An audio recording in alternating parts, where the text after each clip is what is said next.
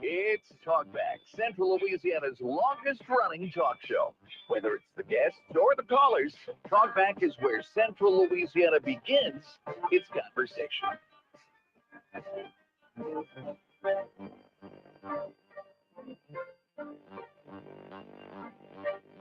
Well, hey, good morning, everyone. Welcome into Talkback. It's Wednesday. I'm Al Quartermont with Trish this morning as your co-host, and glad you guys could be with us. How are you today? Glad to be here. I am still good. I am still riding on a high, of course.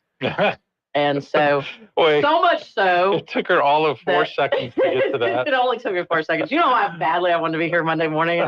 Oh, it's killing me. But, well, it's not like you had football to celebrate. No, I haven't. So you got to give us something. Come on. Yeah, so allow us our joy. And I know you got to be loving everything about this team too. So I do. Absolutely. Such a cool team. I do like the fact that one of their star players played at Garden City Community College. Yes, there you go. Which, I had to research that. Okay, I'm going to throw you one now. Yeah, you are. Who was the former Garden City Community College player who hit the game-winning shot in 1987? 87? Why would I even know that? How old was I in 87? I wasn't even in the high school yet, Al. Oh, well, you weren't even. I was like, was I even in junior high in 87? Yeah, maybe 7th grade or something. I don't know. I was not paying attention to Garden City. That would be Keith Smart. Okay. Now, the only reason I know that. Why do you know that? Is because random piece of trivia all of my relatives on my mom's side live in western Kansas. Okay. Little town called Leota, which I'm sure no one in our audience has ever heard of before. Although it's also Leota is the home of Steve Tasker, the former Pro Bowl special teams player from the Buffalo Bills, who was part of their Super Bowl teams. Again, before trivia that is. Hey, at least he played in the 90s. You should know that. But anyway, so Garden City was like 90 miles away from Leota, and it was the closest bigger town / city. So that would be where on weekends, for example, my friends and I, or my cousins and I, we would go watch movies. And so that was kind of the big thing to do for people in that area, was to go to Garden City and see movies, go to restaurants, So. That's what we had. I mean, we had to drive, how far away to go to even a movie or anything like that. So, yeah. That's where I saw. I was fact checking myself because I thought I remembered which of our players was. I was just fact checking myself real quick here. Okay. Yeah. It's the guard, right? Denver Jones. Yep. Denver Jones. So, but Garden City, that's where I see movies like, let's see. Yeah. So it would have been. I know what you're bringing up. Ghostbusters. Oh. Which one? Ghostbusters. Well, the sad news of the day. I thought you were using that as an arc. I think I did actually call that an arc. Yeah, I think I actually to lead us into that news of the day. Did see Top Gun there. Now come to think of it. Did you see Top Gun there? Yeah. Iceman. Yes. He's gone 65. That's way too young. Nathan yesterday, they were talking about it was his birthday on Sunday and he turned 60. I'll be 60 this year. Val Kilmer was 65. So it's like, okay, this is getting way too close. Way too close for comfort. I know. But I know he'd been dealing with some illness issues for a while, I believe, right? Yeah, he had, but then he had throat cancer and then he recovered from that. Mm-hmm. So, it was pneumonia that he died from. Yeah. And so, but you saw him in the latest Top Gun. Yeah. That they were able to still have him in that, which was so cool. It was. Yeah, it was very cool. And then after watching that Top Gun, did you, like me, have to go back and watch the original one again? Because you just had to. I did not. I've only seen it 1,000,000 times, probably. I mildly liked the first one. I don't know. I liked the second one a lot better, actually. Did you? Yeah. It was so far apart, I can't tell you. I was in two way different stages of my life. And, I'm not a person that will watch a movie again. Mm-hmm. I don't like watching. I don't do that. Seriously? Seriously. Well, it depends on There's only a few movies out there that I will watch. Of course. Again. Like Gladiator. No. No. That's one if it's on. I'm watching. Not one. Really? Stripes? No. Yeah, you got to watch that again and again. Top Gun, St. Elmo's Fire. A couple of those. Vacation. Which the first one? So many times, but do I really want to watch it again? Of course you do. I'll watch it every time it comes. Home Alone, you have to watch every Christmas. I'm tired of watching that one too. Nope.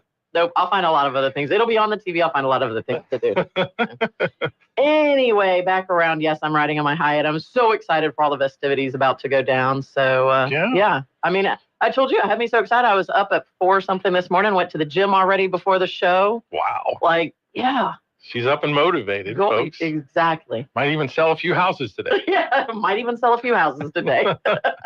So we have all 4 number 1 seeds in the final 4. How cool is that? And I heard you mention my bracket, by the way, Monday morning. Yeah. So you have 99% correct? 99%, yes. Who was the one? That's only 1 or 2 wrong, right? Of the whole thing? Out of the whole thing. Who did you pick wrong? I have to go way back to see Marquette, who I picked. Right? Didn't you pick Marquette? And then they lost? I have to go back because, like I said, the ones that I lost were so far back in it. Yeah. Because all of my picks made it to the 8, made it to the 16, made it to the 8, made it to the 4. Wow. Now, I'm not going to share anywhere past the 4 because I don't want to jinx myself. But yeah, I'm ranked out of the millions and millions and millions Let us just speculate that maybe you have Auburn winning it all. Well, here's the thing. I have 2 brackets. Oh, okay. One is labeled my heart.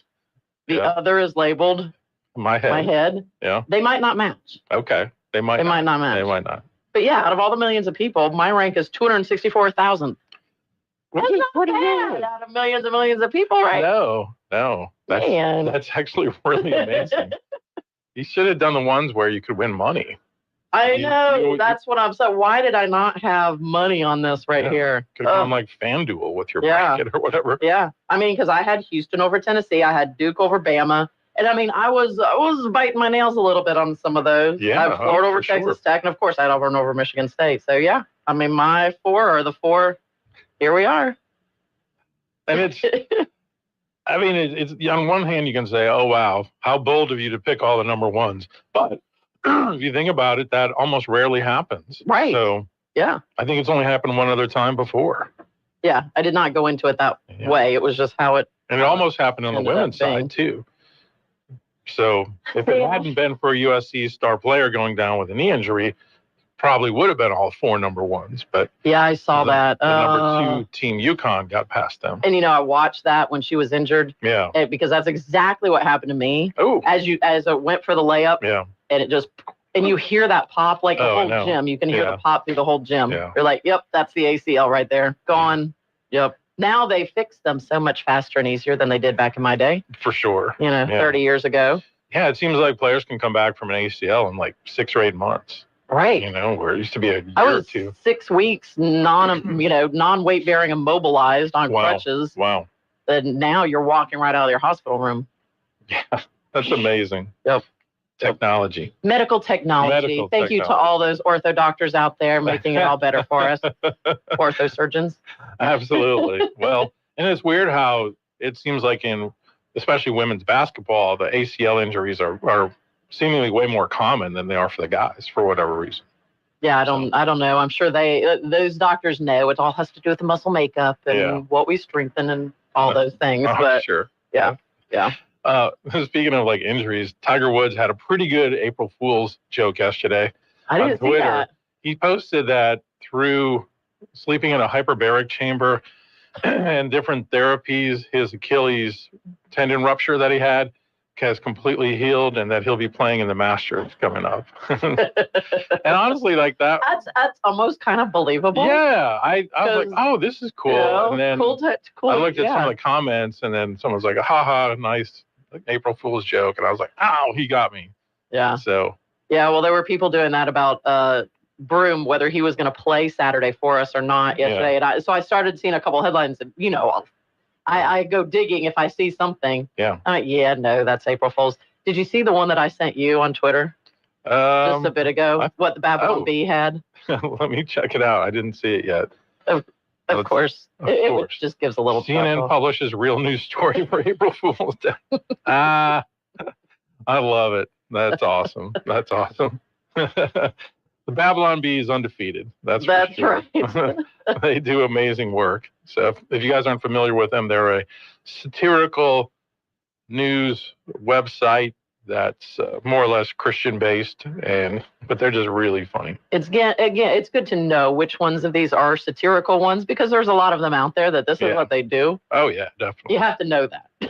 So you have to know that. Here's another one. In hilarious April Fool's joke, Congress announces they're working hard to serve the American people. That's awesome. That was awesome. Here's one. Actual Nazi struggling to stand out now that everyone is a Nazi. They just come up with them. Cory Booker hosts 24-hour PSA on the dangers of crystal meth. I always wish I had that kind of like wit about me. Oh, I know. To think of things. Yeah. I don't. I've got friends that have just such amazing wit. Yeah. And we'll have a comeback in 2 seconds for something. I wish I did. How fun would that be? Definitely. So, oh my gosh. Anyway, 442-8255 is our number here on Talkback. We always love having you guys call in on the show this morning. We will be having Greg Walker coming up at 8:05. We missed him a couple weeks ago, but he will be here today. So we'll look forward to our conversation with him and kind of see what's on his mind. And I know last time he was here, we didn't talk anything about elder law at all. No. Like the whole hour. Right. So maybe we'll get a little bit of that. And if you do actually have questions about that, because we get a lot of questions a lot of times. Yeah. In dealing with stuff that he would have answers to. So maybe we'll have a little bit of elder law discussion. We'll see. Right. You never know though with Greg. That's true. I just let him freestyle it. Yeah. We just sit back. Joe, just go for it. So but until then, it's you. Yeah. Your calls. That's right. Let us know what you want to talk about. Yep. So we'll take a break and come back with hopefully some of those calls, or we'll figure out something else to talk about here on Talkback. Talkback is sponsored by The Clinics with 27 providers and 3 locations. Someone can see you today. Stick around. More of Talkback is on the way. This is a Bloomberg Money Minute. The countdown is on with tariffs in focus. President Donald Trump is expected to announce new tariffs at a Rose Garden event this afternoon. Sources tell Bloomberg News that deliberations were coming down to the wire, with Trump's team still finalizing the size and scope of the new tariffs. Domino's Pizza says it will start accepting orders through DoorDash starting in May, ending an exclusive arrangement with Uber. Domino's will fulfill DoorDash orders with its own uniformed drivers. Uber first struck its exclusive deal with the pizza delivery company in July of 2023. Domino's has said delivery apps represent a $1 billion opportunity for the chain to reach new customers. Futures are falling this morning after a mostly higher close for Wall Street yesterday. The Dow ended essentially little changed, slipping 12 points, but the S&P 500 rose 21 and the Nasdaq jumped 151 points in yesterday's trading session on Wall Street. Gina Cervetti, Bloomberg Radio. If you'd like to take part in the show today, call the BON Bank Talk line at 442-8255. That's 442-TALK. And remember, if you're looking to purchase or refinance your home, call Christina Bagwell at the BON Bank Mortgage Department at 448-2430.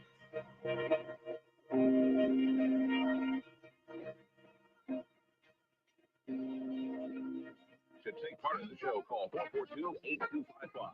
That's 442-TALK. 970 AM, 104.9 FM, KSYO. Now back to Talkback. All right, we are back on Talkback. Al Quartermont and Trish Lala with you at 442-8255. Let's go to the BON Bank Talk line. Good morning, you're on Talkback.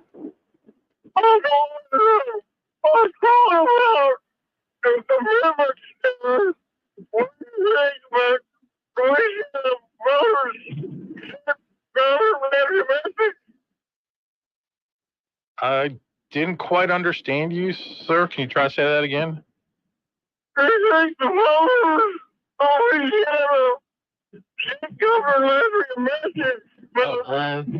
think.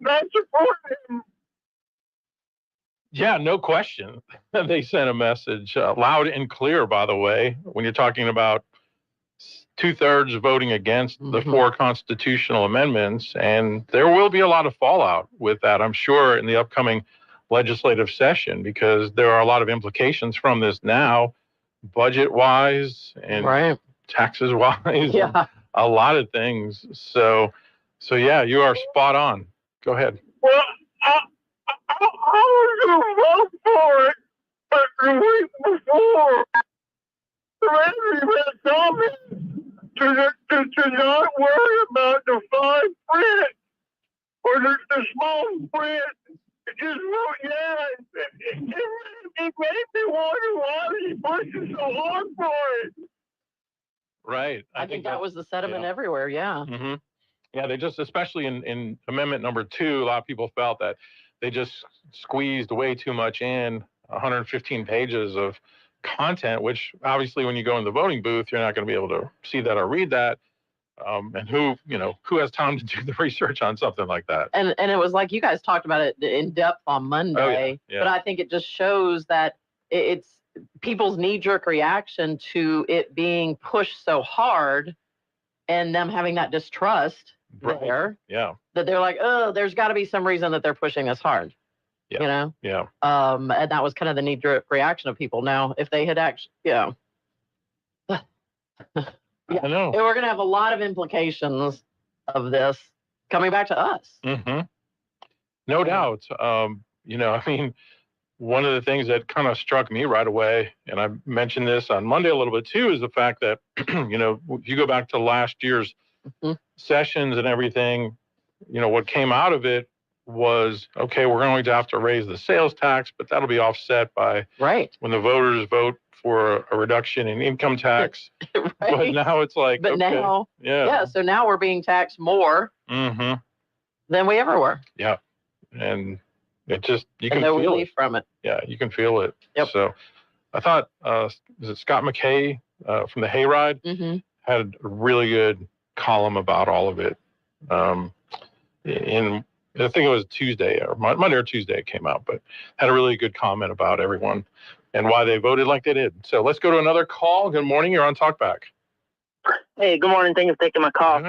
Speaking of a message, I'm just flabbergasted with the Democrats, and especially the ones in the media, even our local media, continuing to throw shade and do everything they can. Cory Booker spoke for 24 hours yesterday, trying to say how bad what Trump and Musk are doing. And, I wish we could take away all the labels, take away Republican and Democrat, take away the name Donald Trump and Elon Musk, and we're 330 million people in debt, $37 trillion. Yeah. Who wouldn't want those two men to succeed? Yeah. They are putting forth effort, Musk at much cost to himself. They're putting forth an effort to try to right a situation. If the roles were reversed and they had caught Republicans dipping in the till all this, it would be the biggest thing ever. Yeah. But yet they still try to throw a monkey wrench. They try to throw rocks under the wheels. They're doing everything they can to subvert them. And then where are we going to be? Right back where we were. If Trump goes down and somebody takes Trump out and Musk is gone, we're right back where we were with Republicans who don't have the stomach to do what it takes and Democrats who want to keep going on. If they would just think, you can't continue to print money and put it in your pocket, but that's what we were doing. Yeah. And so I'm really disgusted with the Democrats. I know they're not all like AOC and they're not all like Cory Booker. There's got to be some that would stand up and say, wait, stop. This is a good thing. Let's cheer for these guys. And I don't see any out there. That's the sad part. Anyway, thanks for letting me speak my piece. Y'all have a great day. Thanks. Appreciate it. And, big news story this morning. There were a couple of elections yesterday, 2 congressional seats in Florida, which the Republicans fairly easily won those. Although some of the spin on that was it was closer than it should have been. Well, I mean, a lot of people don't come out for a special election like they would a presidential election. So there's that. And then in Wisconsin, you had a really important vote for the state Supreme Court, where you had a very liberal person running for the seat as a Democrat and a supposedly conservative guy running as a Republican. And right off the bat, the CBS headline was, they defeated the $20 million that Elon Musk put into it. There were $100 million put into that race. So even if Elon put $20 million, that's still another $80 million that was put into that race. By guess who? George Soros. Right. And is there any mention of that anyway? No. Yeah. I saw one news clip somewhere, and I'm trying to remember where, that actually mentioned the fact that she was backed by Soros and how much money he had put behind her. Which, it must pale in comparison. I mean, the media completely has bought in and continues the narrative that Elon Musk as a billionaire is dangerous for America. But you never hear how dangerous George Soros is for America, or has been, with what he's done across the country with funding the campaigns of very leftist district attorneys that have made communities unsafe with crime, with all the other people in Congress that are backed by his money, and all the policies that have. So it's just ridiculous. And with Wisconsin, again, you're talking about kind of an off election that's not going to draw a lot of people out. Now, here's what's crazy. They also had on the ballot I was going to ask you about a constitutional amendment to require voter ID. Right. And it passed overwhelmingly. Right. So how does a conservative principle like that pass overwhelmingly, but then the super leftist judge wins? Because it's the same voters, right? It's the same people you would voting. Think, supposedly. So I was going to ask you, is that real news? I saw that. Yeah. I'm like, did they really vote? I mean, and hey, great for them, requiring photo ID to vote. But yeah, how does that pass at the same time in the same exact election with the same people voting? Yeah. So I'm looking at the Milwaukee Journal-Sentinel. Think the article at the top. Elon Musk intervention in Wisconsin Supreme Court race falls flat for GOP. Well, why don't you do a headline? George Soros intervention in a Wisconsin Supreme Court race wins for Democrats. I mean, that's just yeah. But Elon Musk was the one that I saw tweeted about the passage of issue 1, which is the voter ID, and his comment was, "This was the most important thing." Yeah. Yep. So, and then the conventional thinking with that race is with the liberal leftist judge winning now, they can change a couple of congressional districts through gerrymandering because they'll probably reject the districts that were drawn up by the Republicans.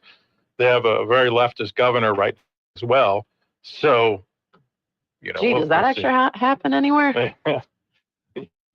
Well, hey, there are some states where you actually have a Republican governor and majority that still do the redistricting to benefit the Democrats. So that's a whole other topic. All right, let's take another call. Good morning. You're on Talkback. Al, I've been kind of holding off, but since you brought up CBS a couple of minutes ago, I wish y'all could get away from them for your news source and maybe go to Fox News has a radio source. Now, Fox isn't as conservative as they used to be, but they're a little more fair. But CBS seems like most of their stories lead off with something critical about Trump, and Trump's trying to do the best job he can to help the country, and it just aggravates me. I don't know if you have some kind of contract with him, you can't get out, but I wish you'd go to Fox News Radio or something like that instead of CBS. That's all. All right. Well, appreciate the feedback on that. Obviously that's way out of my hands, but I don't. Hey, if I hear something that I think is unfair in the way they cover it, I don't mind saying it. And even then, they had the report from Wei Zhang about the tariffs, and of course, it was completely negative. And a lot of Americans say that they're worried about it. Well, how do you quantify that?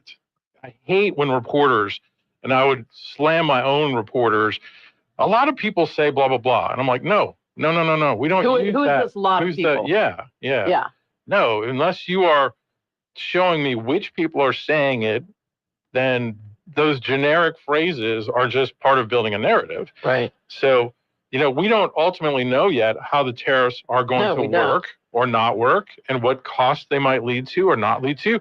I did see a bulletin yesterday, a news notification that Israel has ended all tariffs on American products. So see, and that's where you talk about like actually having the facts. You see, Caroline Leavitt had, so here's the receipt. Here is the 700% tariff on this. What was rice?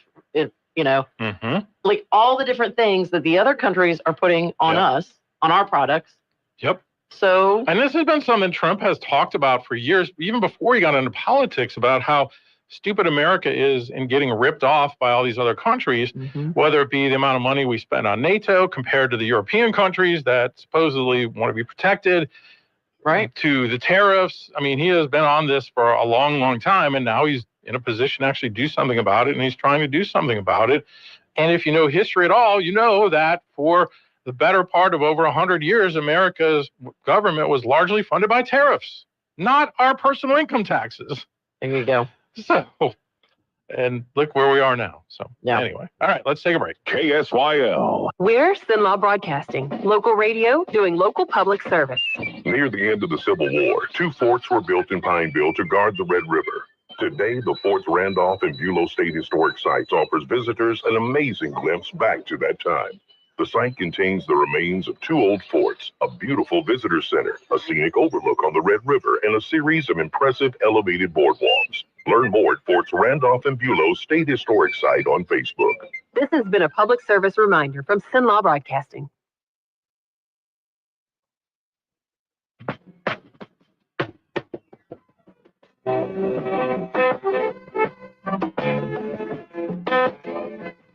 AM, 104.9 FM.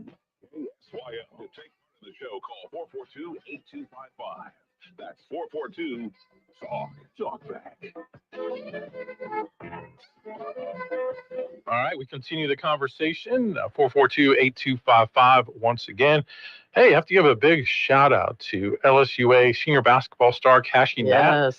He won 2 National Player of the Year awards, and was also named first team All-American for the NAIA Player of the Year, and the National Association of Basketball Coaches Player of the Year. So pretty impressive. Very, very impressive. And he has just been so fun to watch every time I've watched them play. So what a great kid, too.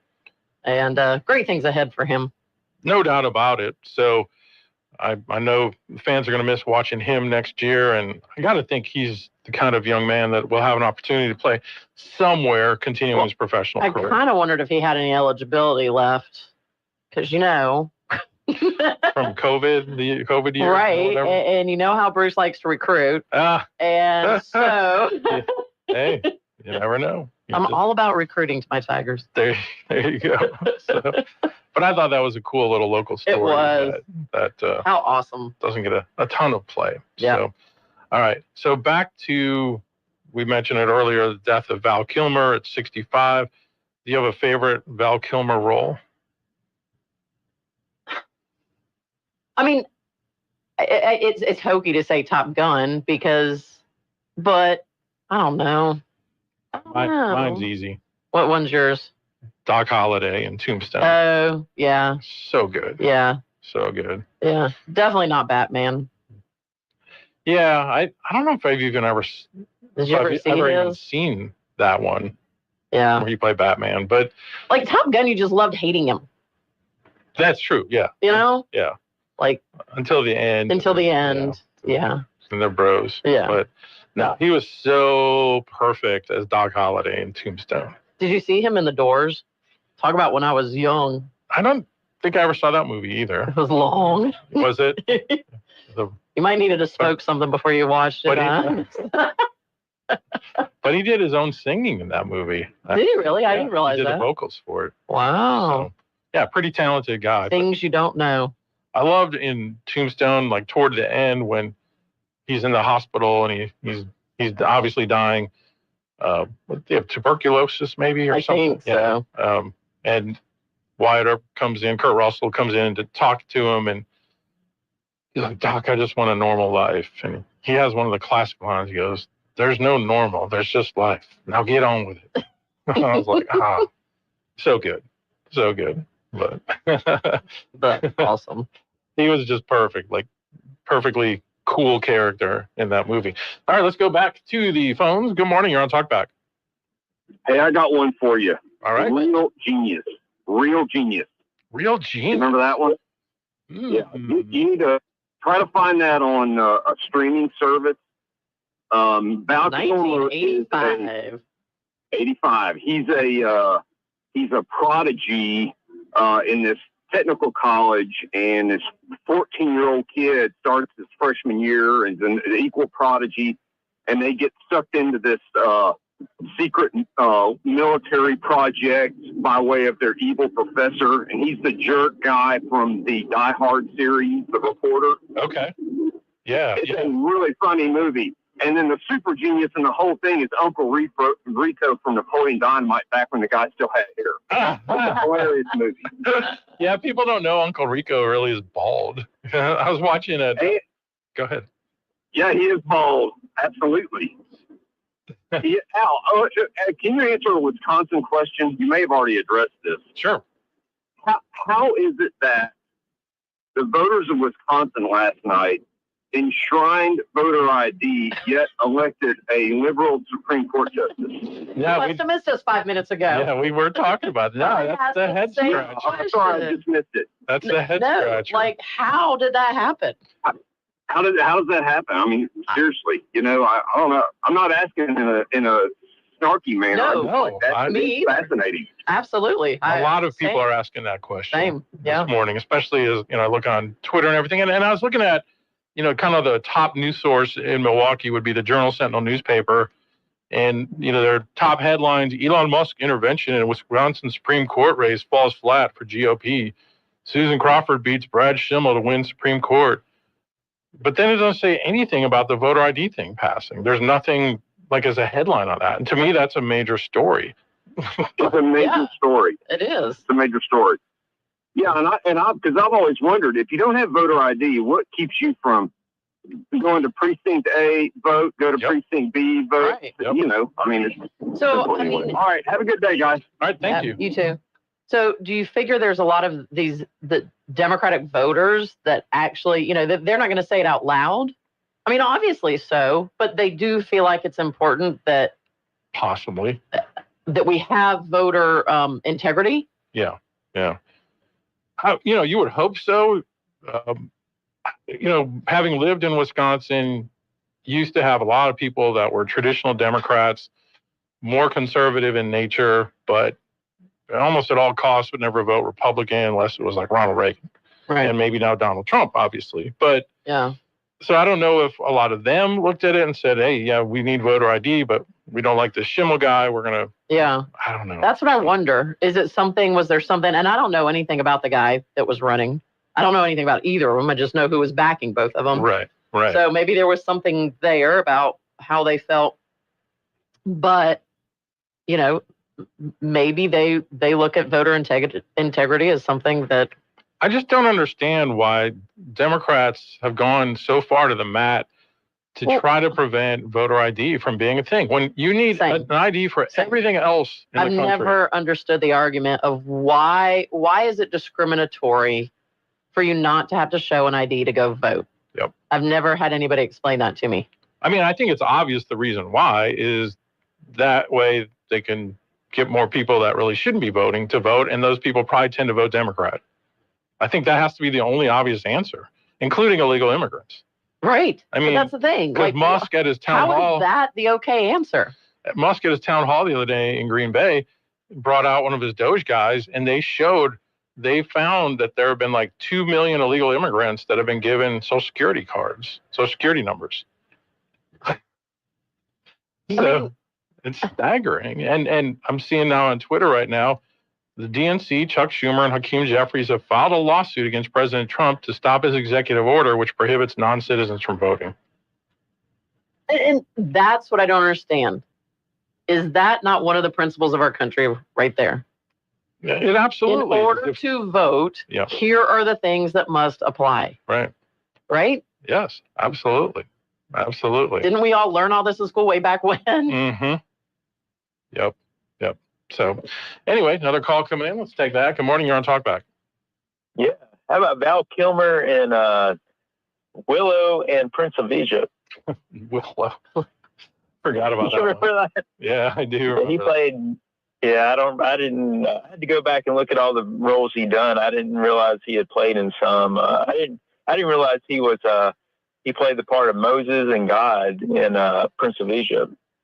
Huh, didn't know that.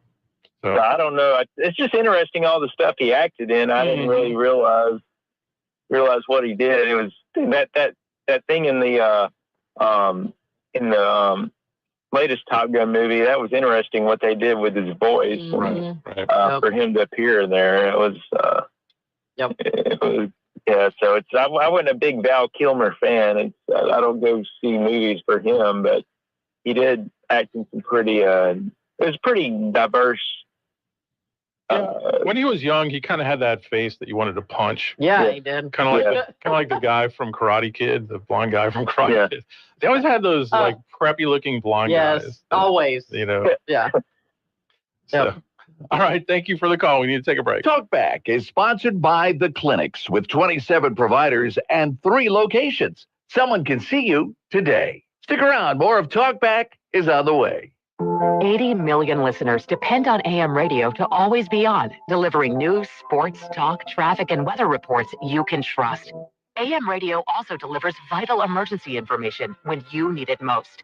Text AM to 52886 and tell Congress to pass the AM Radio for Every Vehicle Act to keep AM radio in cars. Message and data rates may apply. You may receive up to 4 messages a month, and you may text stop to stop.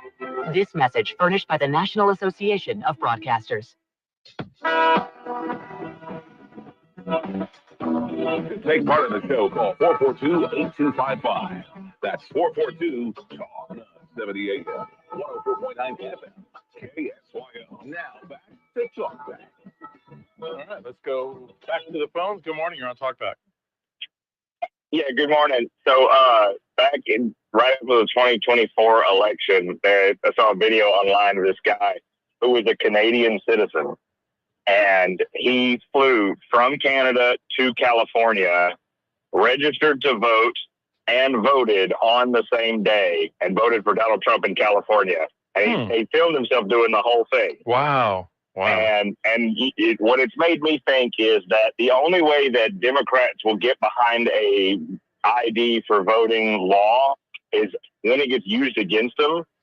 So during the next governor election, I think that Republicans need to just all make a big sweeping trip over to California, register to vote, and vote in the first Republican governor in California in a long time. Hey. Then they'll be all on board for it. Yeah. That's true. No doubt. I mean, if you know that if not having voter ID favored the Republicans, you would hear how bad it is and how it disenfranchises real vote. I mean, it's the hypocrisy. We don't live in a real democracy without this voter ID. Right. That's what they would say. Yeah, exactly. Right. Exactly. Yeah. So that was the judge who won yesterday. She said, democracy wins. I'm just like, oh gosh, here we go. Yep. That's exactly what you want people to hear. So have a good day. Thank you, sir. Appreciate it. Yeah, I'm looking at a map that actually Scott Pressler posted. He's the gentleman who has the organization called The Persistence that does a lot of work to try to register people to vote, get them out to vote. He did that in Pennsylvania in November, and that led to their state being flipped for the Senate and turning red for President Trump. He got to Wisconsin maybe a little late because he saw that the Republicans really weren't doing enough. Shocking, right? I mean, a lot of what the Wisconsin vote tells you and shows you is that the Republican Party, as a national party in a lot of states, still's not getting it. No, they still think people in November were voting Republican. Yeah. No, they weren't. They were voting MAGA. Yep. And Republicans benefit from that. But we're seeing in Washington and Congress that a lot of them don't really believe in the MAGA movement. They believe in their Republican turf or whatnot and are clueless to a lot of what's really going on. But anyway, so they showed a map. Scott Pressler showed a map regarding the voter ID law vote in Wisconsin, which got yes 1.35 million, no 780,000. So 63% voted for it. And it shows by county. Oh, really? The only county that didn't vote for it was Dane County, where Madison is located, which as Rush Limbaugh, Rush Limbaugh used to call it one of the 2 communist portions of America, along with Berkeley, California. And if you've ever been, Madison, Wisconsin is a gorgeous little city, but it's the hub of the state government, and it is a liberal haven, a leftist haven. A lot of weird people there. I always, even as pretty as it is, I hated going there when I had to go cover like state tournaments or things like that. And I had a friend I'd always joke with. I'm like, every time I go to Madison, it's cloudy. Like it's never sunny there. And he lived there, and he worked at one of the TV stations, and he liked living there. But obviously a lot of Republicans live there too because of the state government and all that. But they will always be, you can count on it, the hub of Democrat votes. And usually even Milwaukee County voted for this amendment. Wow. And that's usually one as well. But they also had a lot of problems yesterday where a lot of polling stations ran out of ballots. Huh? Especially in the more conservative areas. How does that happen? Mm-hmm. But, yeah. Okay. So, yeah. So I don't know. Yeah, Scott Presser was the other one that I was reading about, talking about that if the Democrats win that, which they did, the maps will get redrawn, and then, Wisconsin will lose their seats in the House. Yep. Or the Republican seats in the House. Right. Yep. That's the narrative, so we'll see if that happens. But all right, that'll take us to the top of the hour. When we come back, we'll be joined by the one and only Greg Walker. Looking forward to that, and more of your calls as well. You're on Talkback.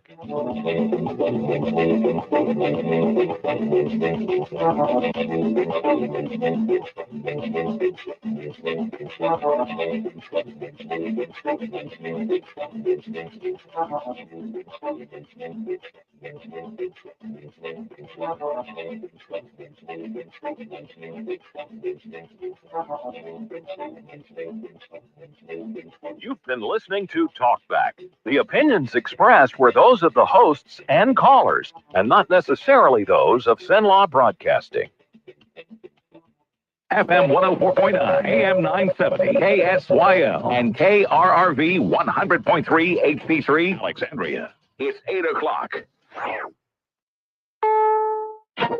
This is CBS News on the Hour, sponsored by Progressive Insurance. I'm Deborah Rodriguez. The big days arrived for President Trump. This is the beginning of Liberation Day in America. They call it Liberation Day in America. April 2nd is going to be Liberation Day for America. After touting reciprocal tariffs for months, he's expected to announce them at a Rose Garden ceremony this afternoon. The president says they could bring in trillions of dollars in revenue.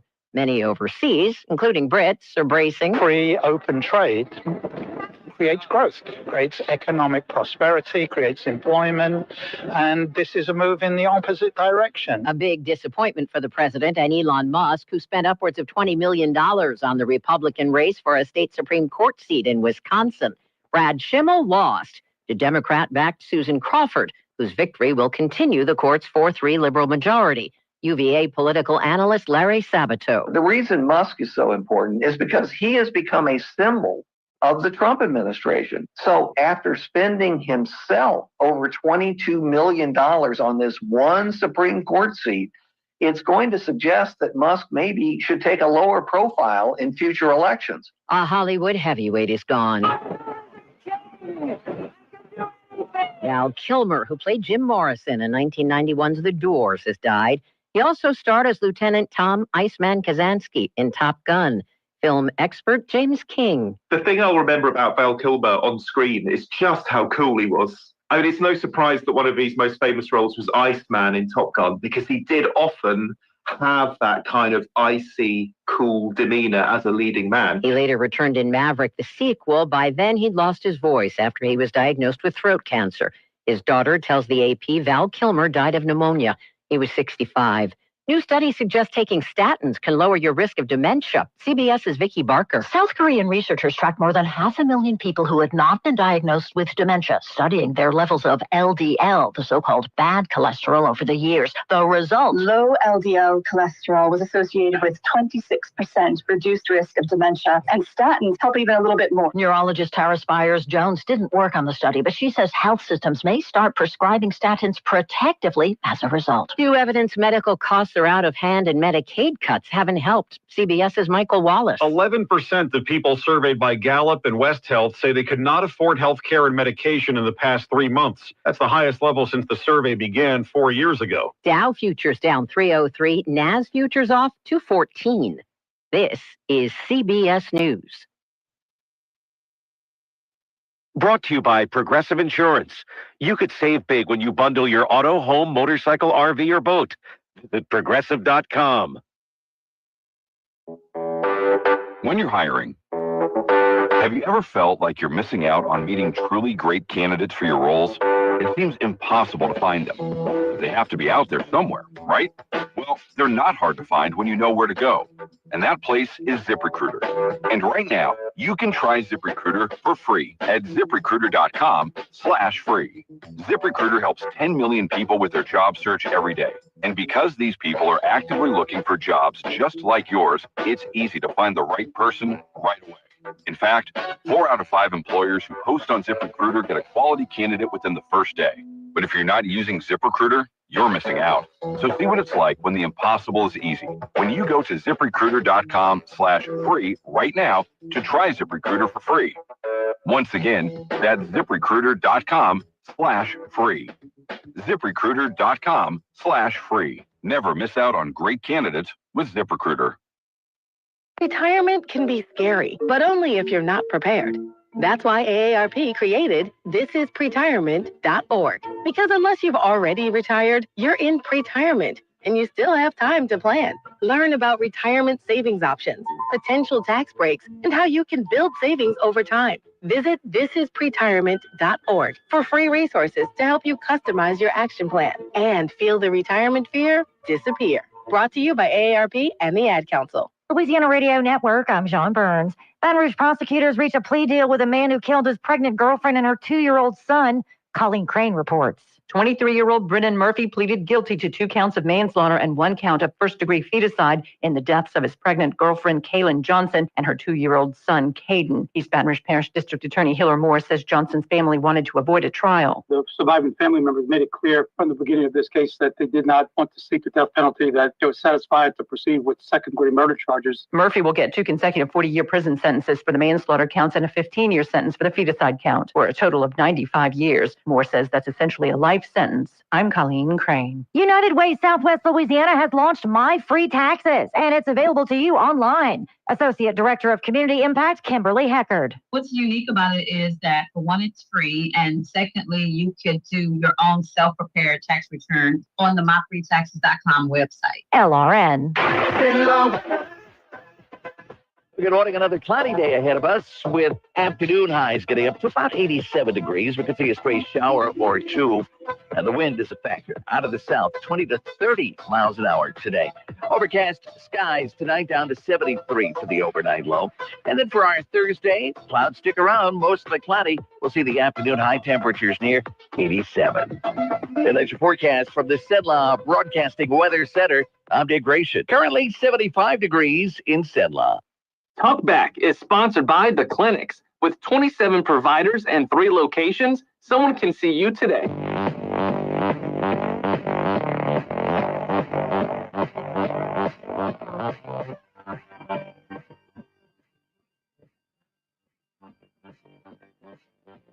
It's Talkback, Central Louisiana's longest-running talk show.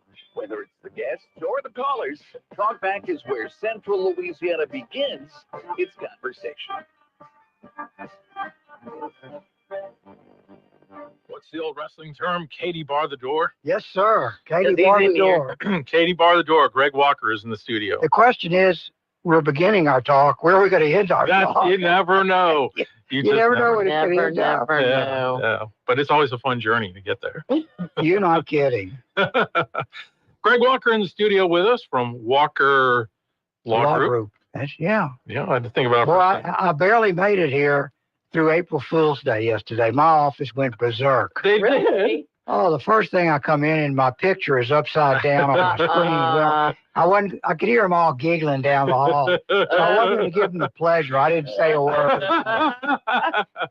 You thought it was Wacky Wednesday, but it was Tuesday. Then the next thing they got me along around 10:30, I noticed these cupcakes in the coffee room. And I looked at them, and they had a ring. Each one had a ring in it. I said, well, this is interesting. So I took the ring out and took a bite of one. Ooh, I said, this icing tastes like it's gone sour. Where they had taken the real icing off and put some kind of phony icing that was sour on it. Oh, gross. But here's what they got me.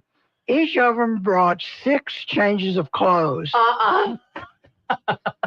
And so they come into my office in one set, and they go change it to another really set. Good. And this is going all day long. Oh, my goodness. Change your clothes. I love it. That's awesome. That is awesome. Oh, here's the other thing they do. I like to drink coffee, and I put real cream in it. So they took the real cream out of the cream thing and put eggnog in it. Oh, wow. Wow. I can't smell anything. They said that you could smell the alcohol in it. Eggnog, they were getting nervous. But I kept drinking coffee. Those afternoon appointments. A little loopy. Good appointments for the... Get a ticket on the way home. But I said, don't worry. I will get revenge at a time and place of my choosing. There you go. Where do you find eggnog this time of year? Right? Yeah. Let me tell you, if it comes to alcohol, this group if it's eating or alcohol, they'll find it. We should note that Greg's entire office is entirely made up of women. Right. Yep. Yeah. Yeah. Or I should say it's made up of hormones. You're like Charlie from Charlie's Angels. Or you're like Bosley. True. I guess. You're Well, at least they were all in a good mood yesterday. So I did. That's my kind of April Fools. Yeah. I meant to ask you if you had gotten through April Fools without any, I did. Yeah. I did too. So. Well, y'all need more exciting co-work. No. Well, you would think my students would have tried. Yeah, you would think so. They're too into their phones. They don't. Yeah. True. Well, True. People, I don't know. I've just noticed that people aren't into those types of things anymore. That's true. And that's You're right. what makes life interesting. Yeah. Yeah. You're right. Well, they're fun ones. No, I do think Well, it's they're fun because the entertainment comes through the devices and not the interactive, interpersonal activities anymore. As Right. much, you know? True. So. It's like Jamie Dimon said, we don't know how to interact with each other anymore. Yeah, it's true. I mean, it's funny because when I come into my classroom, the one I have in the mornings on Monday, Wednesday, and Friday, it is so quiet. Really? I have 20-something Like they're not students. sitting there chatting or anything beforehand? No, none of them. So I remember the old man. teacher would come in the room and everybody's all over in their It would own, take sitting on the take them a while to get everything quiet. Yeah, for everybody to sit down, calm down, settle down, stop talking. Some of us might have talked more than others. Well, Did you get yelled at for talking in class, Trish? we had that on our report card. We did. Talk too much. Wasn't that a song? You talk too much. You worry. Oh, yeah. Wait, what was the hook on it? You talk too much. That's it. That's it. I wonder. Was that a Drifters? Well, let's see. I don't know, but that's so weird for me to think of you walking into your college classroom. Joe Jones? Joe Jones. Apparently. There was also another version by Run DMC that starts out, shut up, you talk too much. So That's the gangster version. Yeah. Well, it must have been the Joe Jones version that we are familiar with. Right, probably so. But I just remember when I was a kid, from somewhere we got like an 8-track, and it was of just all like kind of funny or wacky songs. Yeah, the bird, the bird, the word. Yeah. Ray, what was his name? Stevens. Ray Stevens, yes. So. Oh, that was Claude the Camel. I had to play that for him the other day at one of our firm meetings. So they had never heard of Ray Stevens and a camel named Claude. So I played that for him. The Ahab, the Arab? Yeah. The Sheik of the Burning Sand? There you go. So the songs like that. I think there was a Martian song, maybe, or Pink, purple bikini. Yeah, she wore polka dot bikini. Yeah, all those songs. I'm sure it was made by K-Tel. Remember K-Tel would do all the commercials? Yeah, and Ron Popeil. Ron Popeil Pocket Fisherman. had everything. That's right. The best was the flocking, flocking that you put on a Christmas tree. Yeah. Well, he said, well, why not just make it kind of a brownish color and people that are going bald can flock their hair? And so he saw this stuff that you could flock your hair.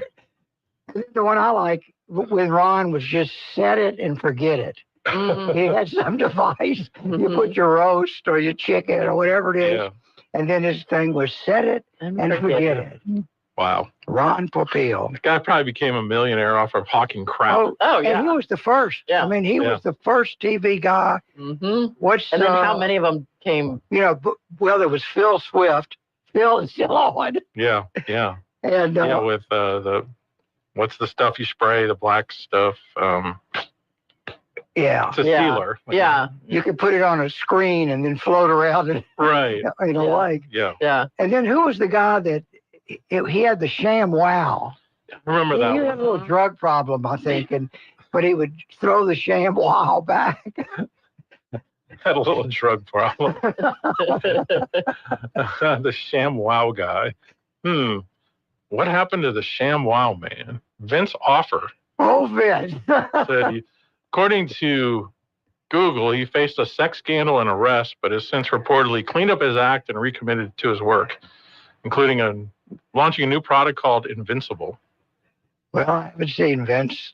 Apparently, he's not in the Bible Belt just yet. Yeah, apparently not. So, but man, I mean, think about just the way advertising used to be so influential, back in the 60s, 70s, 80s, the things you would see on TV. Oh, my, Alex Lunger. Remember Alex? He had the bait that when you cast it, it went backwards after it hit the water. Huh.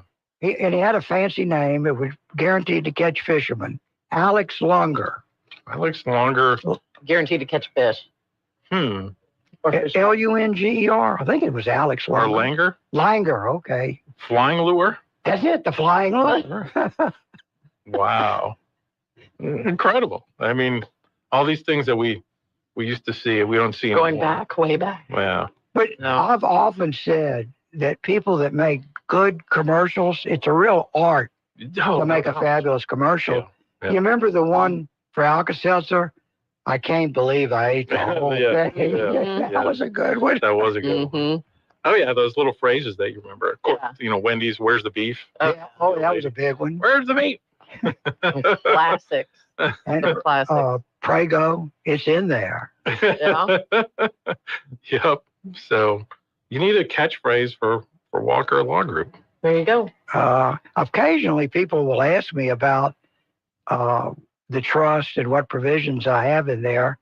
And every once in a while, I have a urge to say, well, it's like Prego sauce. It's in there. But then I figured nobody would know what I'm talking about. I get what you're talking about. Yeah, You would get that? it's in Or there. you could play off Nancy Just know it's Pelosi in and there. say you have to pass it before you can know what's in it. Yeah, that's right. Boy, poor Nancy.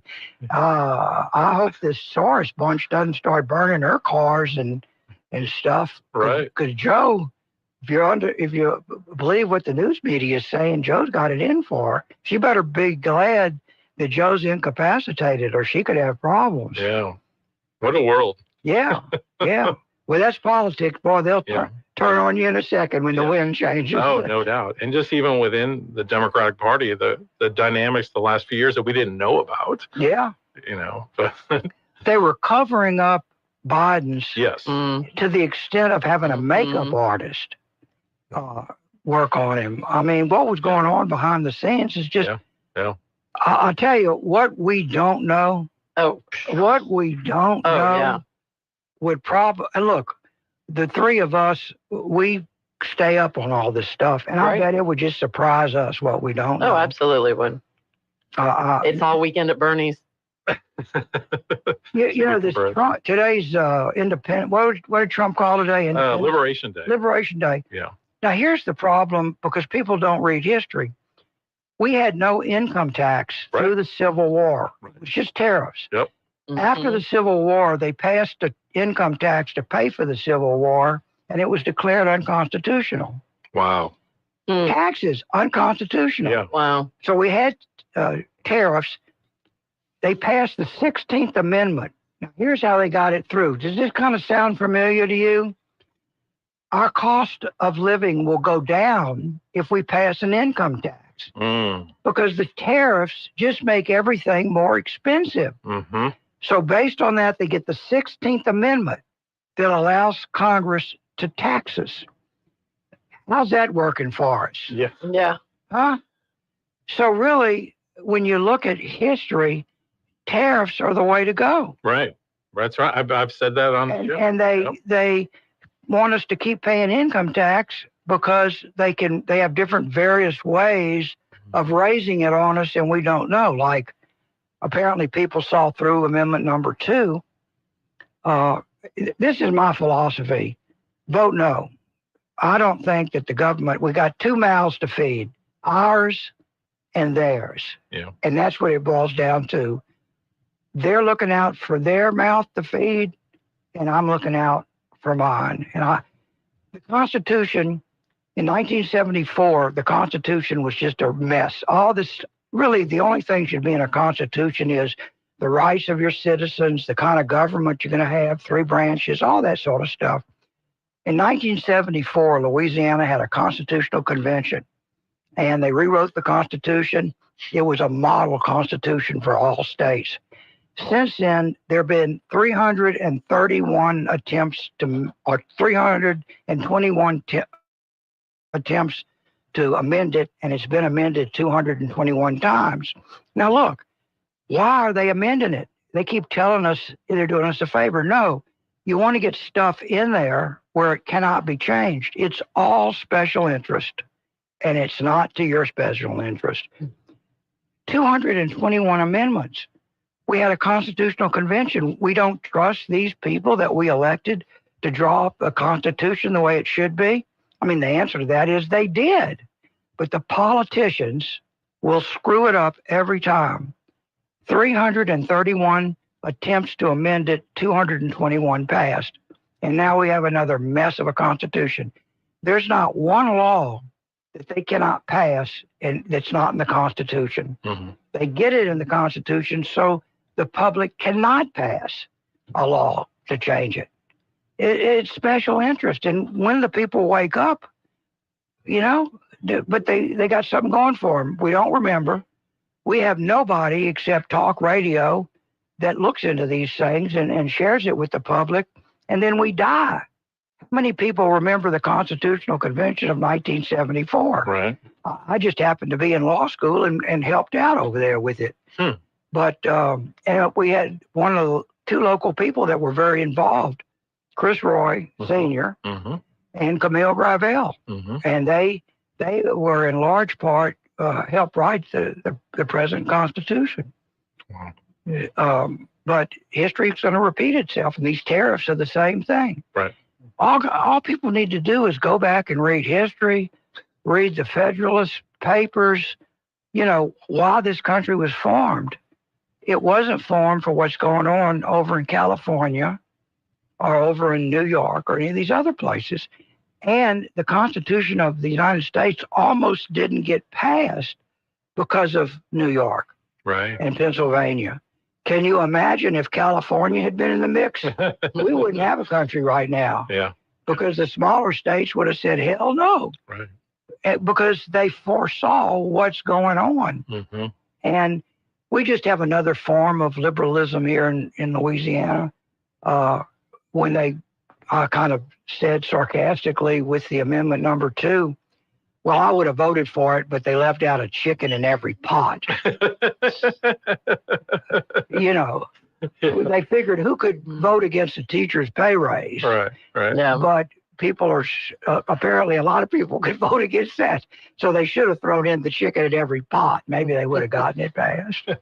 Need to take a break. More with Greg coming up. Talkback is sponsored by The Clinics with 27 providers and 3 locations. Someone can see you today. Stick around. More of Talkback is on the way. Time out.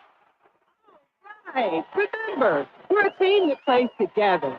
Listen, the winning will take care of itself. We just have to get everyone involved. In interscholastic sports, we celebrate what makes every one of us unique. And in the pursuit of a common goal, everyone in the huddle, in the bleachers, and in the community comes together. This message presented by the LHSAA and the Louisiana High School Athletic Directors Association. Your local radio company is Sinlaw Broadcasting. We're all about local.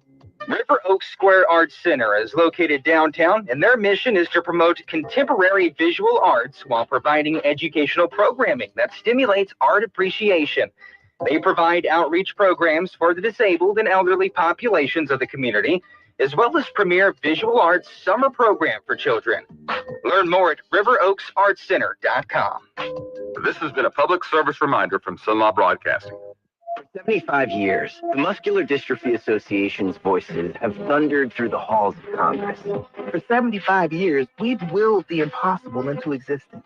For 75 years, the MDA community has pushed the science, Shifted the narrative, and established the field of neuromuscular medicine. And until that day, when this is all a thing of the past, you couldn't stop us if you tried.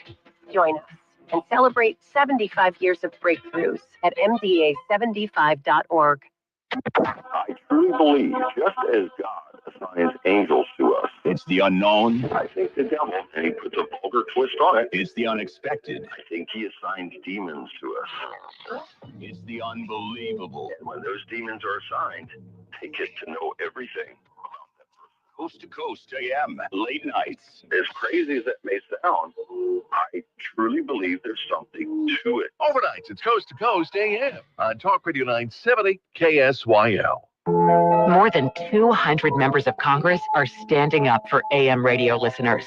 The AM Radio for Every Vehicle Act will keep AM radio in cars, because when cell and internet services are down, this free service could be your only lifeline. Text AM to 52886 and tell Congress to pass this critical legislation now. Message and data rates may apply. You may receive up to 4 messages a month, and you may text stop to stop.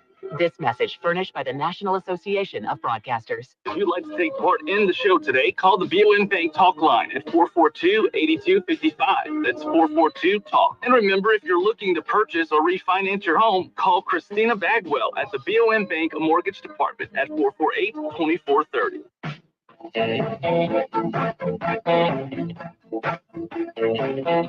Now back to Talk Back 970 AM, 104.9 FM, KSYO.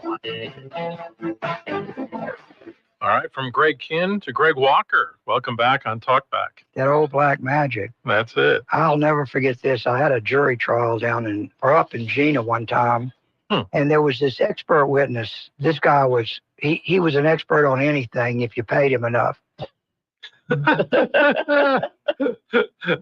this was when fibromyalgia was just getting started as a diagnosis. Yeah. There was no, and I guess to this day, there's no objective way to diagnose fibromyalgia. It's just pain. Mm-hmm. And so this guy, to diagnose it, he would push with a little dowel type instrument, and the person would go, ooh, that hurts. Okay. And then he'd move over here and he'd push it again with the dowel, and ooh, that hurts.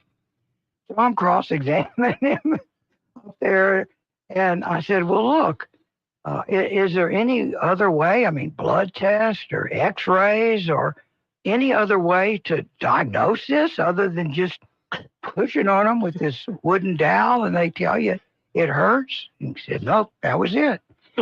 I said, well, it must be like that old black magic. You can't see it, but you know it's there. And this guy was a chain smoker. So I got the bailiff to go turn the air conditioning up a little bit. So I literally had him sweating on the stand. So I kept going with the cross-examination on him. And when somebody gets to that point, they'll just start agreeing with everything you say. And so I got him to that point where he had to have a cigarette. He was hot, and he just wanted to get out of there. And that's when I started questioning him about that old black magic. And, you know, there was no way to diagnose it and this, that, and the other. It was a fun trial. I would have loved to see you in action doing that. I know, right? You know, I really enjoyed that. But after a while, the lawyers that do that kind of work, they're untrustworthy. You know, it just, somebody and I was talking to somebody about this the other day. The lawyers, and it wasn't much of it when I just started, but you hear the old timers talk about it. But it was a profession, and each of us had a job to do, and that's what it was. But now these attorneys, they're more underhanded. I mean, the bar were all friends. They socialized together. They did things. They had a good laugh. I'm not going to tell you who the other attorney is, but we had a good laugh about the expert. I had this fellow's still alive. He's an attorney. He had a case. He was on the other side, and he had a doctor in New Orleans that's one of these hired guns. And this doctor charged you by every 10 minutes. Wow. That's, you paying for his favorable testimony. So this particular lawyer and I was flying back at that time. We flew down to New Orleans, and he's taking the trial deposition of this doctor. Right off the bat, the doctor starts testifying adversely to him. So this is costing this fella. He's ready to wrap it up. Yeah. He doesn't want to have to pay every 10 minutes to Ching for this fella. So I wrote on a piece of paper, how much will you pay me not to cross-examine? Because he's paying, the other lawyers had to guarantee the doctor he'd pay him for every 10 minutes the guy testified. But that's kind of the way we used to be. But now it's dog eat dog. Yeah. Hey, we have a call coming in for Greg. Let's go ahead and take it. Good morning. You're on Talkback. Let's see. No, I'll get you on Friday. I got a good one on Friday, I hope. Anyway, your crew yesterday was a little short. I thought I'd catch them with a joke, but they didn't get it, I don't think. Anyway, I told them I heard on the news that Hooters went bust. They didn't get it. I get it. I definitely get it. So, they didn't get it. Yeah. I have a question for Greg. Okay? Yes, sir. So I heard a story the other day, and I want to hear what you say. And I'm not going to go out there and tell everybody this is what Greg said. I just have a question. Okay. So there's a couple that's married, been married over 50 years, right? Okay. Now she has Alzheimer's, and she has to go in the nursing home. So when I had said something to somebody, they said, well, they're not going to have to pay. I said, well, okay, but, I don't understand all that, but I said, I think I know somebody that does. So let's just say that this person has Alzheimer's. Now they're in the nursing home. And they have a home. I don't know, paid for, not paid for, but a pretty nice home and some property. Now, when the wife dies, what happens? Well, first of all, to get approved for nursing home benefits, the wife has to have less than $2,000 in assets, and the husband, and then the rest of their assets have to be $158,000 or less. That's the first thing we know for them to get qualified. Unless we represented them and we have a few things up our sleeve where we can get around that. The other thing is, although you can have a home, the state, if you receive nursing home benefits, is going to get a lien against the wife's half of the home. And what needs to be done is that hopefully the wife has a power of attorney that allows her husband to do self-serving acts and uncompensated transfers. And this may not be appropriate, but one of the things that you'd want to think about, transfers between spouses are permissible. Having the husband who has her power of attorney, hopefully it allows him to do self-serving acts, transfer the wife's interest in the home to the husband. Now there's no lien that can go against it, the wife's half. But I've had people tell me that they were told, oh, they don't need to have a trust because you can have a home and get benefits. Yeah, but the rest of the story is if you have a home, they get your home when you die, unless you have some way to get it out of your name. If you have a husband, you can put it in your husband's name. But what happens if he gets Alzheimer's and needs benefits now? They're going to get a lien against the whole home. So that's the rest of the story. Okay, but I don't know the whole story. I was just told that that they're not having to pay anything. She's going in the nursing home. Medicaid is going to pay for that.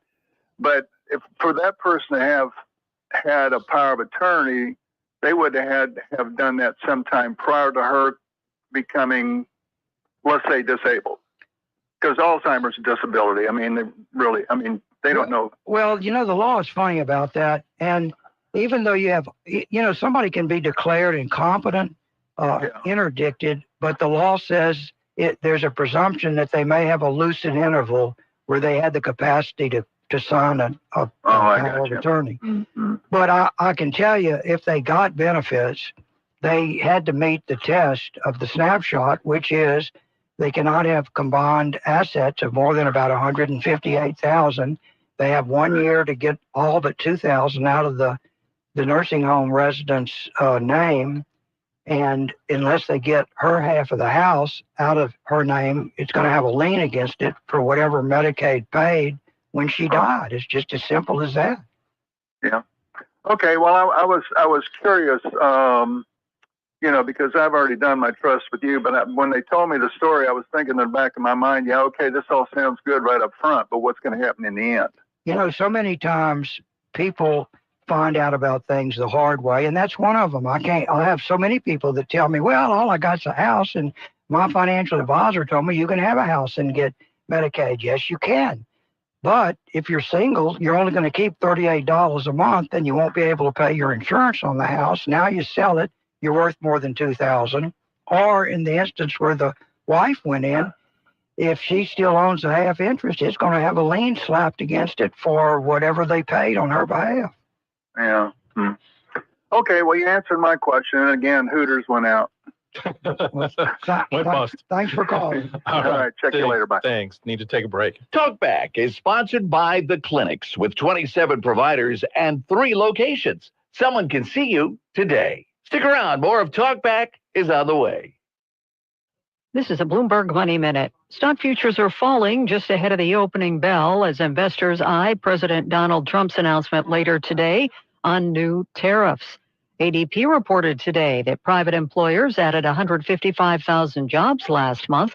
That was better than expected. The Labor Department's numbers for March are due out on Friday. Roblox has announced new tools to help parents control how their children interact with strangers on its video game platform. Starting today, parents will be able to limit who their child can interact with, will be able to view which games their children play the most, and restrict them from playing ones they don't think are appropriate. And Target and Kate Spade have a new partnership. The two have teamed up on a new line of apparel, handbags, and accessories that will hit Target stores on April 12th. Target says that over half of the items in the collection will sell for $15 or less, with prices starting at $5. Gina Cervetti, Bloomberg Radio. We're Sinlaw Broadcasting, local radio doing local public service. Arnold Wendell Bontemps, a noted black poet and author, was born right here in Alexandria back in 1902. He is credited with writing over 20 books, plays, and anthologies, and was considered the leading authority on the Harlem Renaissance. His birthplace home on the corner of 3rd and St. James downtown has been lovingly restored and established as the first ever African-American museum in Louisiana. Get the details at arnoldbontompmuseum.com. This has been a public service reminder from Sinlaw Broadcasting. If you're a woman, talk to your doctor by age 25 about your risk of getting breast cancer. More women under 40 are getting breast cancer, and these cancers are often more deadly. The American College of Radiology recommends you ask your doctor if you should get a mammogram before age 40, need other tests like an MRI with your yearly mammogram, or if at high risk should be checked more than once a year. For more information, visit mammographysavesliveslives.org. Freedom from drug addiction happens in NA meetings. It is possible to stop using drugs, and they can help. Call Narcotics Anonymous at 1-585-DON'T-USE or visit their website at larna.org for more information. Good morning. Another cloudy day ahead of us with afternoon highs getting up to about 87 degrees. We could see a stray shower or two. And the wind is a factor. Out of the south, 20 to 30 miles an hour today. Overcast skies tonight down to 73 for the overnight low. And then for our Thursday, clouds stick around, mostly cloudy. We'll see the afternoon high temperatures near 87. And that's your forecast from the Sedlaw Broadcasting Weather Center. I'm Dick Gratian. Currently 75 degrees in Sedlaw. Now back to Talkback, 970 AM. KSYO. All right, we're back with Greg Walker here on your Wednesday morning. Al Quartermont, Trish Lala, and Greg. And somebody in response to our discussion about songs brought up Ray Stevens' song, Jeremiah Peabody's polyunsaturated, quick-dissolving, fast-acting, pleasant-tasting green and purple pills. I vaguely remember that one. I don't know if I've ever heard that one. And then in response to what else we were talking about, had someone ask me, as a serious question, what would you think of 12, 13, or 14 amendments on the ballot at the same time with each of them clearly delineated? Would that be a better approach? Instead of packing all of it together like they did in that amendment But too? Why do we need to amend the Constitution? Why can't they just pass a statutory law? There you go. Yeah. Do you know that there's something in the Constitution about nursing homes giving money to the state of Louisiana, so the state of Louisiana will have the money to be matched by federal dollars? Do you think that should be in the Constitution? Because probably not. That was an amendment that got passed. Wow. Goodness. Wow. Yeah, I mean, I've heard that criticism. People say that a lot of times the legislature puts them forward as amendments when they really should be things that they're passing as laws, as statutes. Yeah. To me, it's just common sense. Mm-hmm. Just think if we had amended the United States Constitution 221 times. Right, that's true. Right. True. And then in 74, it got so bad, there was so much in it that everybody agreed there needed to be a constitutional convention, and we had a great constitution. Yeah. And then the politicians, who's always at the middle behind all these problems that we have. They keep trying to solve problems, and our problems keep mounting up. Now, if you're in business and you hire somebody and they keep trying to solve problems, your problems keep adding up, when do you scratch your head and say, you know what? I don't think they're solving problems. I think they're creating problems. Mm-hmm. Nobody scratched their head and said, because it's very emotional. Let me tell you, this Ed Tarpley was against Amendment 2. Man, they came at him with both barrels. Right. And he's just trying to explain things. Have a discussion. Yeah. You don't have to agree with him, but at least somebody's taken the other side. What we've done is we just allow these politicians to force-feed all this stuff to us. The name of these bills in Congress is a joke. The Deficit Reduction Act. Right. They always come up with some kind of name like that. That's almost exactly the opposite. Yeah, we're fools. Yeah. And we get fooled day in and day out by all this, They hang that carrot. These teachers are getting a pay raise. Yeah. Now, that's a pretty big voting block right there. Right. Could that be why they did that? And here's the other thing you got to ask yourself. Why didn't they put this in November with the presidential election when there were going to be a lot of people? If they want to get something through, if you're a politician, you know this. You get it through on some little off election that nobody goes and votes in. Mm-hmm. That way you've got your teachers, they'll pass the thing. They'll all go vote for it. I mean, it's common sense, and it goes on, and these politicians can deny it, but if we were politicians and we were real politicians and all we cared about was getting elected, that's what we do. People won't catch on, and things are not going to get any better till they do.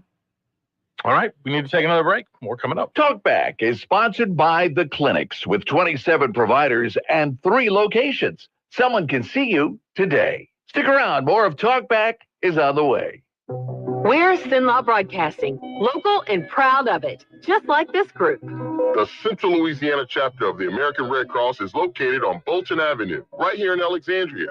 Their mission is to prevent human suffering in the face of emergencies by mobilizing the generosity of donors and the power of volunteers. And since volunteers are a big part of everything they do, they could use your help. Learn more online at redcross.org. This has been a public service reminder from Sinlaw Broadcasting. I'm Tony Goldwyn. As an actor and a director, I attend a lot of screenings. But there's one that's different. It's important, and it could save your life. A lung cancer screening. You know, I lost my mom to lung cancer when she was just 68 years old. Screenings help diagnose lung cancer early when it's most treatable, even curable. A quick low-dose CT scan is all it takes. Go-To for lung cancer is your go-to. Visit goto.org. Joey from Vermont, a farmer trying to get through the winter. Adriana from South Carolina, a single mother living paycheck to paycheck. Liam from Ohio, an injured father struggling to provide for his family. Hi, I'm Shanola Hampton, and I support the Feeding America network of food banks because they help provide over 6 billion meals to people in need each year. Learn more at feedingamerica.org.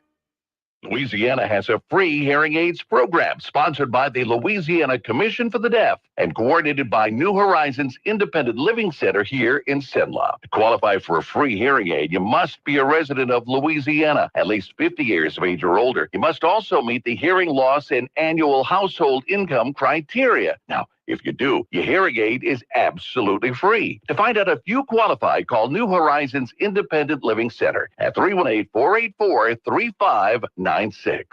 Did you know more women under 40 are getting breast cancer? Especially Black and Jewish women whose cancers are often more deadly. If you're a woman, talk to your doctor by age 25 about your breast cancer risk.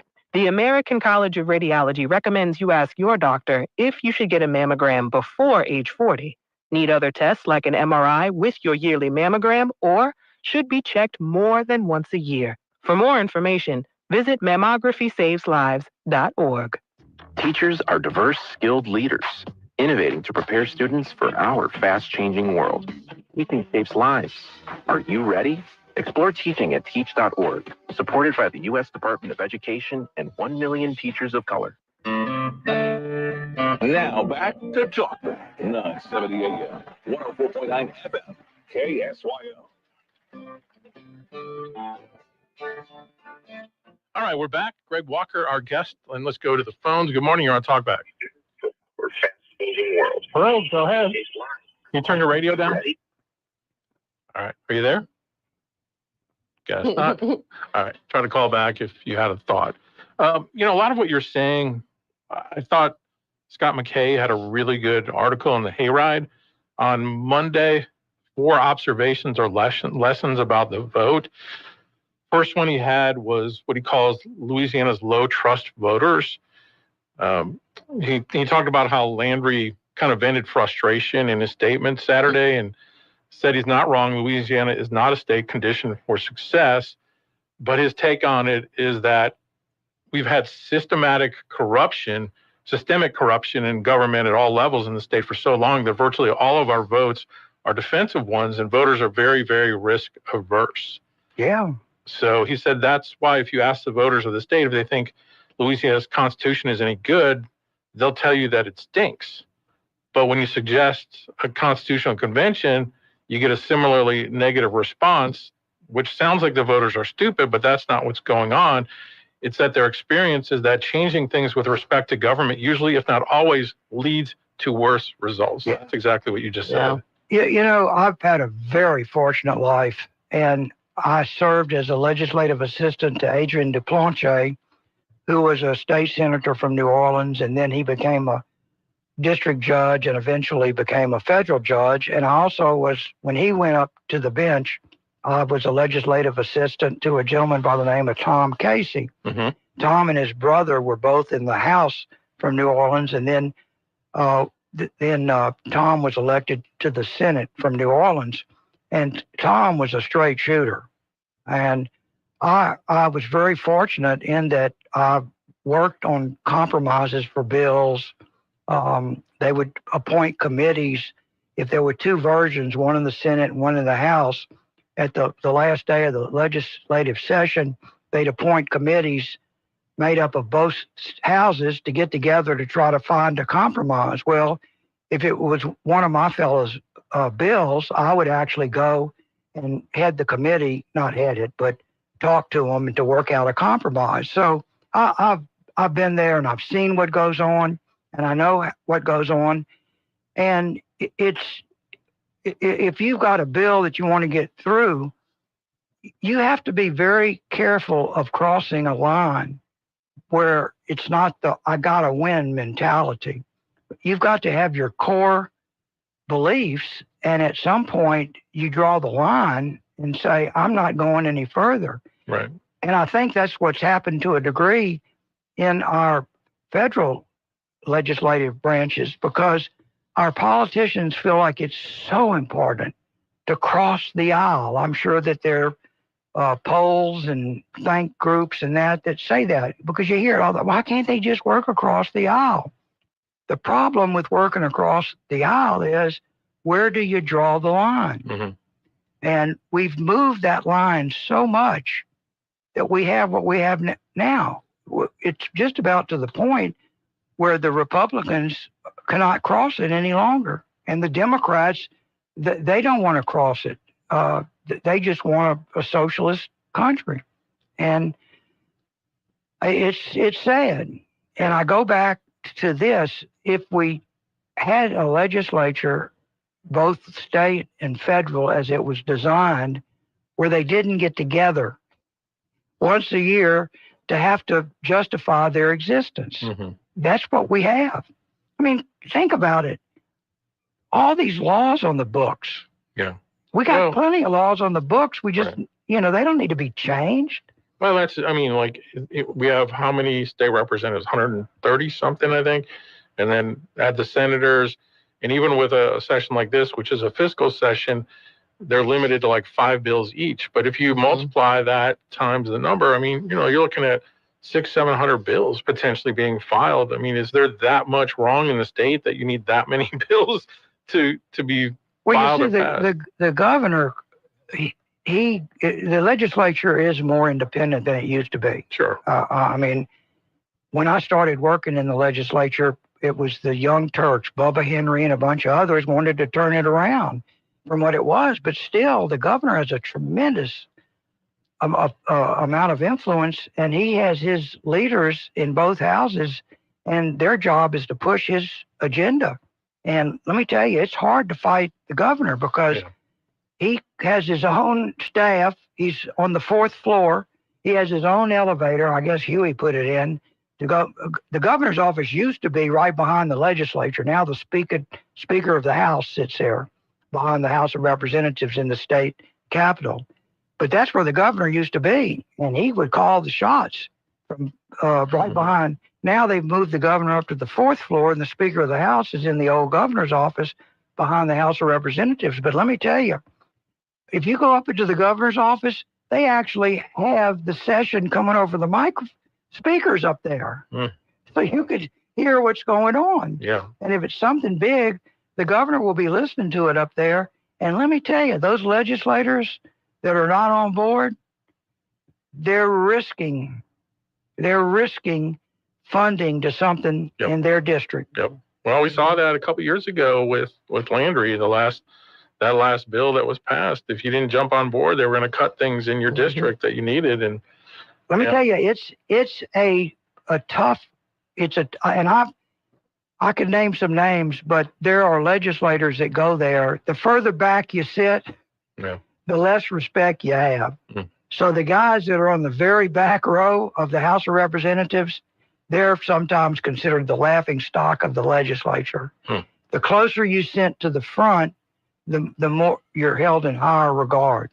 So there's a pecking order. Yeah. And there are consequences. These are big boy games that are going on down there. Right. And it's very hard when you're down in that kind of environment to stick to your guns about what's right and what's wrong. And you get caught up in all of that down there. Sure.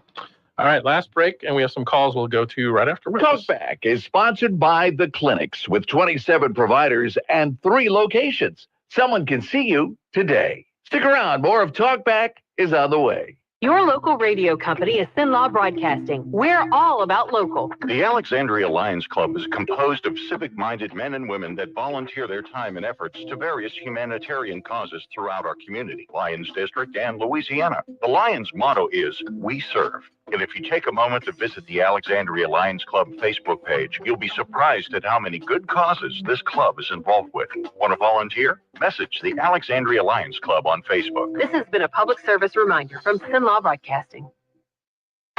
Are you prepared for an emergency or disaster? Because it's not a matter of if, but when. Don't find yourself saying, when the storm rolls in, my time to find a pet-friendly evacuation center will have run out. The scorching heat wave will leave me powerless to cool my insulin. I'll face a hurricane without meds. Now, that's a tough pill to swallow. Let's prepare so we all have a better story to tell. Get started at ready.gov/older adults. Brought to you by FEMA and the Ad Council. There's no better description than to say St. Jude is a place of hope. My name is Lindsay. I'm alive today because of this incredible hospital and the generosity of so many who wanted to support it. Finding cures, saving children. Learn more at stjude.org.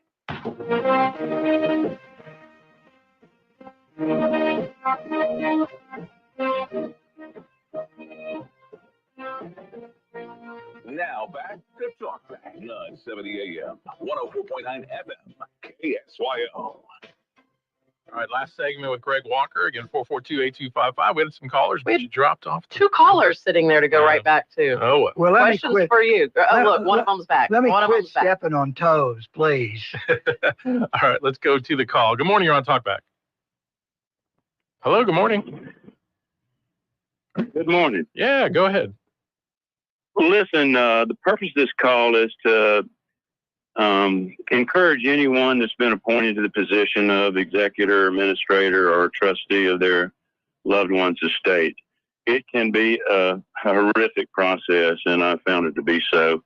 But to take every effort possible to prepare for that time, I can't overemphasize the importance of doing your homework beforehand.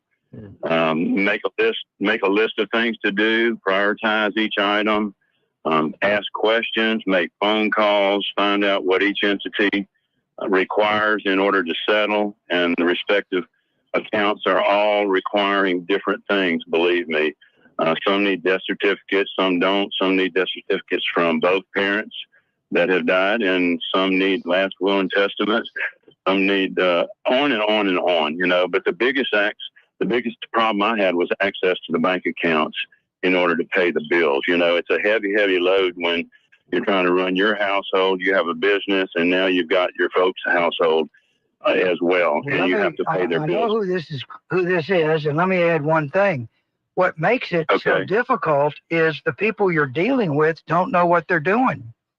This particular caller, he went to his bank, and they didn't know how to handle things that should have been very easy. He was the trustee, and his parents passed away, and so he was the next in line. That should be the end of it. The idiots at the bank kept telling him he needed a succession and he needed all these things, which he didn't. And it got to be so bad, and I've had to doing this more and more. I had to write the corporate counsel for this national bank to get involved because of their idiots that had no idea of what they were doing. And we finally got it resolved, and I got a letter from the corporate counsel saying everything's been resolved. They never thanked me for bringing it to their attention. But this is what people are having to put up with, and it's everywhere. Another national bank, I've got an order to go into the bank box, and I'm this far from getting a contempt of court and having these people at the bank arrested and brought into the judge to show cause while they shouldn't be held in contempt. Wow. Because this bank's legal department is a bunch of paralegals over in India. Wow. So this is what, and I know this caller is very frustrated about what he's going through, but the problem is the people you're dealing with, they don't have the foggiest idea of what they're doing. They're not being trained properly. Yeah. In fact, this particular bank that this caller was dealing with, that I had to go to the corporate counsel, they don't even want to have people. They want you to deal exclusively on pads, computers, when you deal with them. Wow.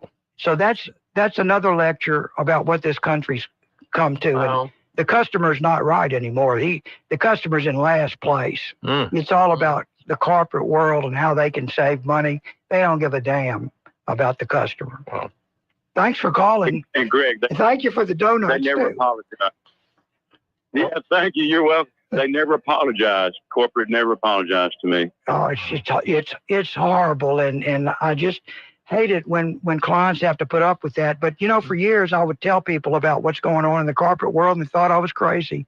Now people are starting to realize what's going on. They're being treated this way, and they can't understand why. All right. Thank you for the call, sir. Appreciate it. And let's try to get one last call in. We got a couple minutes left. Good morning. You're on Talkback. Thank you so much for saying that about the banking system. I mean, it happens the same. I mean, some of it's local too. It's not just national. Even something as simple as power of attorney and trying to do some stuff like that. Then they don't recognize your power of attorney that was written up by, by an attorney. They said, well, we don't accept that.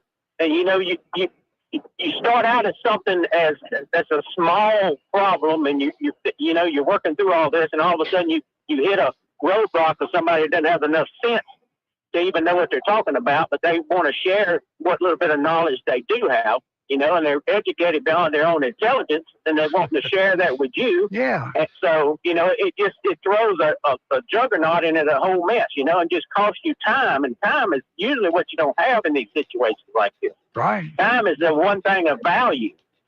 So, and they mess it all up, but in the end, I mean, I had one come back and apologize, and they were sorry for the way, but my God, it took so long to get to a person that, knew what was right. Well, thank you for your feedback on that. Greg, always thank you for your time. It goes too fast when you're in here. One of these days we're going to talk about estate planning. We got a little bit to it. In our underground show, we did talk a little. We'll talk about that next time. All right. You've been listening to Talkback. The opinions expressed were those of the hosts and callers.